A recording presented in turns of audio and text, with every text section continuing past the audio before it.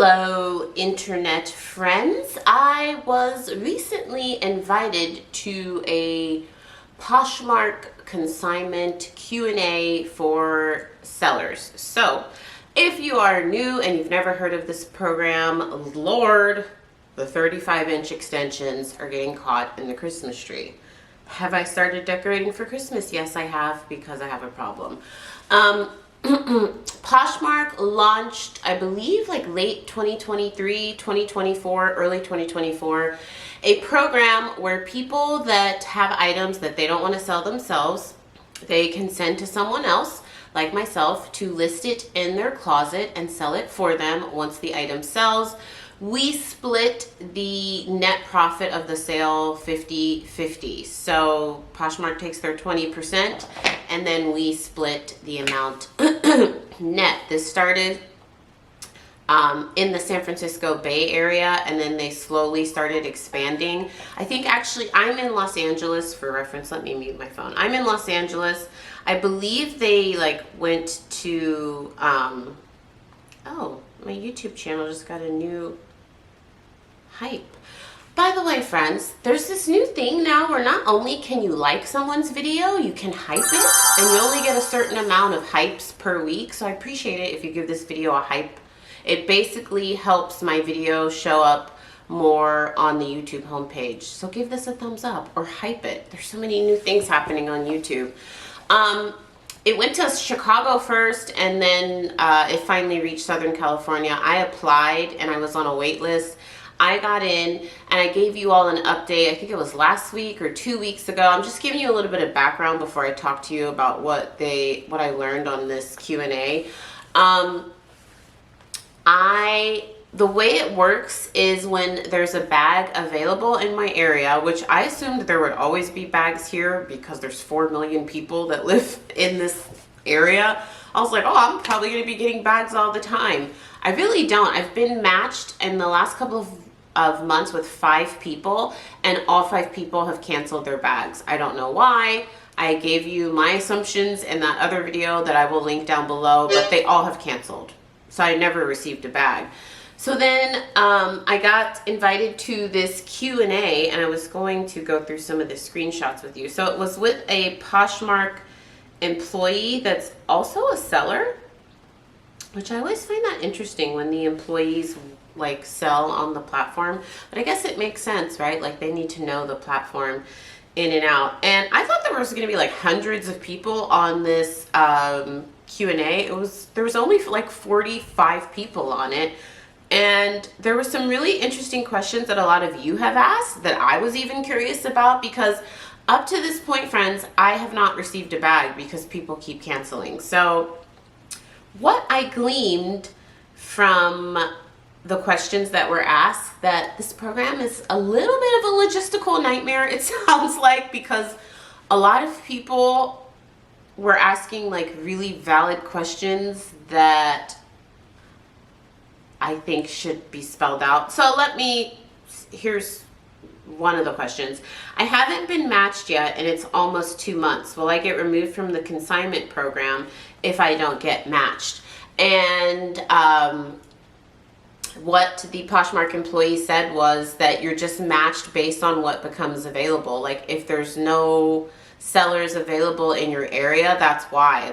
They don't, I guess it's not assigned manually. It's really just a luck of the draw and what's available in your area. So I guess I shouldn't be complaining because a lot of people were like, I've been in the program for 4 months, 5 months, 6 months, and I've never received a bag.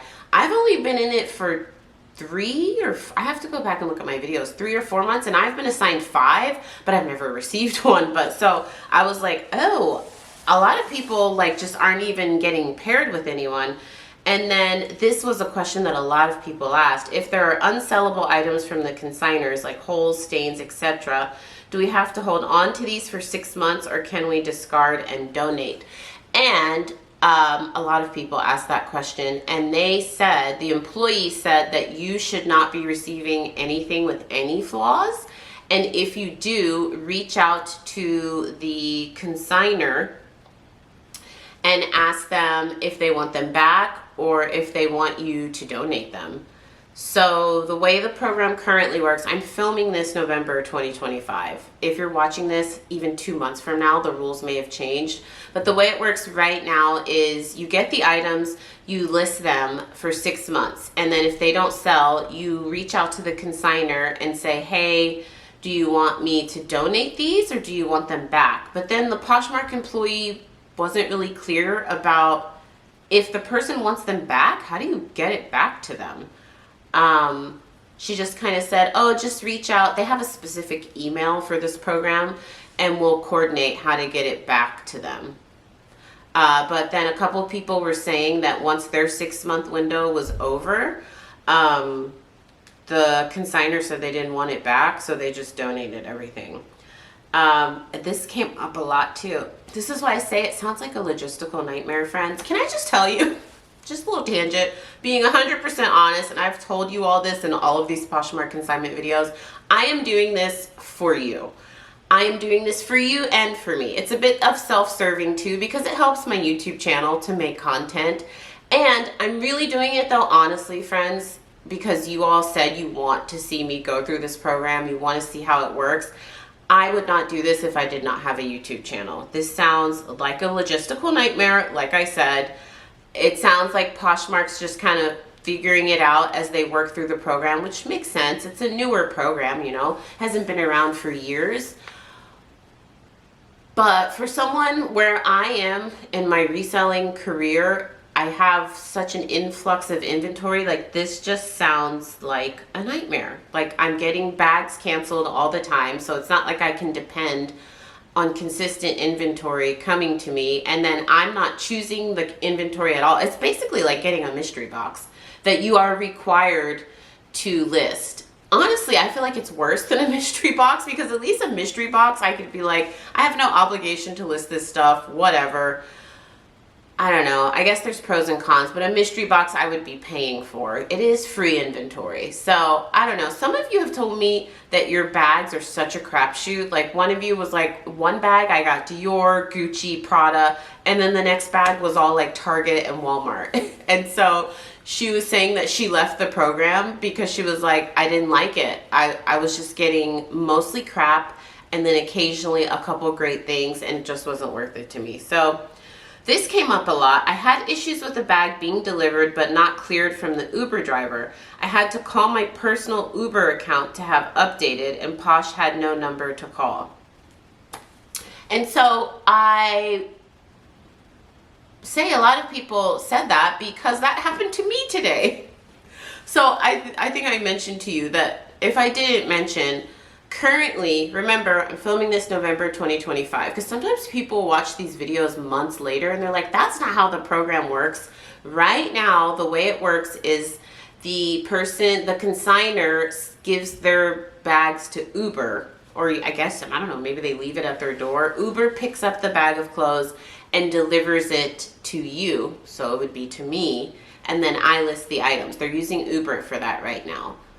So finally, friends, I even posted about this on the community tab. If you didn't know, there's a little spot on my YouTube homepage. Every YouTuber has this. It's called community, and I can actually just put post, and I'm going to start just updating you guys real time on things that's happening. I do this on social media like Instagram and TikTok, but I know not all of you have that. Oh, I started a Facebook.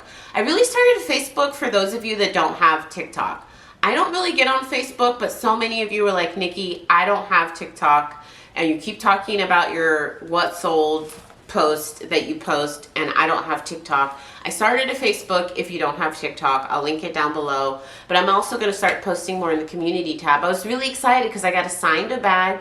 Literally, I got all these notifications this morning while I was at work. It said, you are assigned a bag, which is weird because usually I get like days notice that you're going to have a bag coming to you. Like, I'll get a notice on Monday, you're going to be having a bag come to you on Thursday. But no, literally today I got a notice, you're assigned a bag. Then like 10 minutes later, it's like, the bag is on the way. I was like, oh my gosh, maybe they're not going to cancel. Finally, I was hoping to be able to be sitting in front of my Christmas tree showing you a haul of the things that a consignor sent. Nay, friends, the Uber driver picked up the bag from this person somewhere in Los Angeles.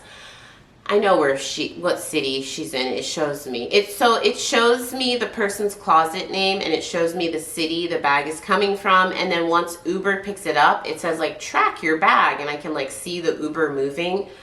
And I saw this while I was at work, and then he says delivered, and he takes a picture, and he delivered it to the wrong address. So I'm not even sure who to reach out to. So I'm gonna have to reach out, I guess, to Poshmark Consignment, the email they provided, and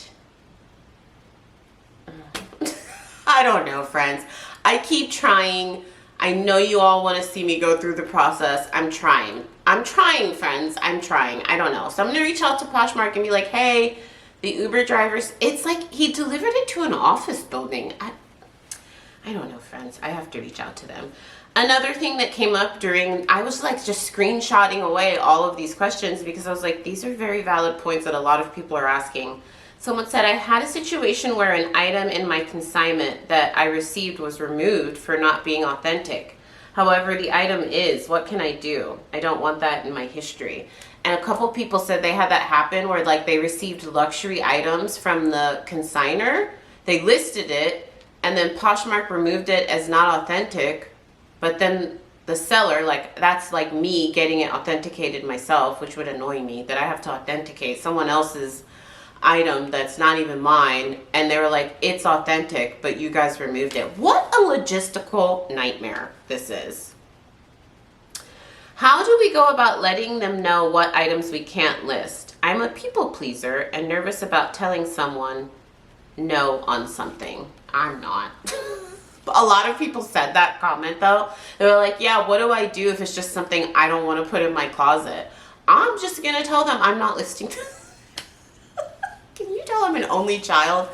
A lot of people were like, yeah, what do you do if it just doesn't meet the aesthetic of your closet, or it's like not the type of brand you don't want to list? I'm just going to tell them, maybe this is why I never get bags. I swear, these people are probably watching these videos like, that girl is not listing my stuff. I would just tell them, I personally, in my experience, if you're watching this video and you feel that way, because I know a lot of people don't want to hurt someone's feelings, but I really take emotion out of reselling. I would just be honest nicely and say, hey, there's like 10 items that I'm not going to list. I don't want to list. So would you like them back, or would you like me to donate them? That's it. And if they ask me why, I would be honest and be like, oh, you know, it has staining, it has holes, or these brands I know. I'm going to be honest. If I get some items that I know that I can't even sell for $20, think about it. Poshmark is taking 20%, and then I'm getting 50%. This person is getting 50%. In my opinion, that is not worth my time. It is not worth me storing it in my very expensive storage unit where I'm quickly running out of space.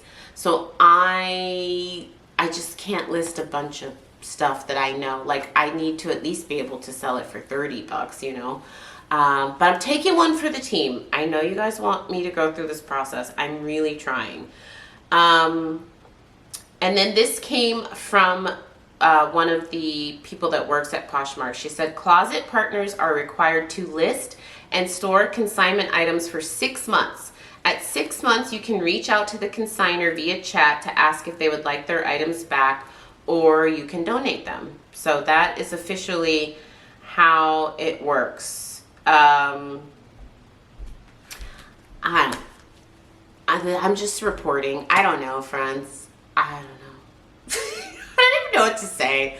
When I was at work, I was on taking a lunch with one of my coworkers. I was like, oh no. She's like, what? I was like, he delivered it to the wrong address. She's like, she has no idea what I'm talking about. She's like, oh no, one of your Amazon packages? I was like, yeah. Like, I don't know, friends. It's making me choke up. This flocked tree and my like freaking horsetail are fighting and getting the flocking in my face. It's been a day. I don't know, friends. I'm going to keep trying. I just wanted to give you an update because I know so many of you really want me to go through this program. I will keep trying. If you have thought about trying the program out, Or if you've had a positive experience with it, let us know in the comments down below. I don't want to sound like a negative Nancy. I'm just telling you the facts. So I am really glad I went to that Q&A because it was really insightful for me to learn that, one, I'm not the only one having logistical issues. No one else mentioned that they were canceled on multiple times, but a lot of people are having delivery issues. And they're, I'm also still recovering from my sinus infection. By the way, I did go down for the count. I almost went to urgent care. Thank you to all of you that gave me tips. Every year when I get these sinus infections, you guys are so helpful, but a couple of you mentioned you went to your ENT, and I looked up the actual medical name for it. Basically, like, you got your sinuses scraped. It sounds, I looked up the procedure and I was like, it sounds like they're scraping out stuff in there, but, and then, oh my God, you haven't had any problems since then. I am going to do that this year. I'm going to do that like in 2 weeks because we've already met our deductible. So the way my insurance, I will say one of the reasons I have not quit my job are benefits. I've told you all this in previous videos. Our chef's kiss. Once we meet our family deductible, which is very reasonable, everything is 100% covered. Whether it's in network, out of network, 100%. So even if I have a major surgery right now, it is 100% covered. So I'm going to go do that because I am sick of this. I ended up being so ill. I lost my voice. I almost went to urgent care because I was having chills.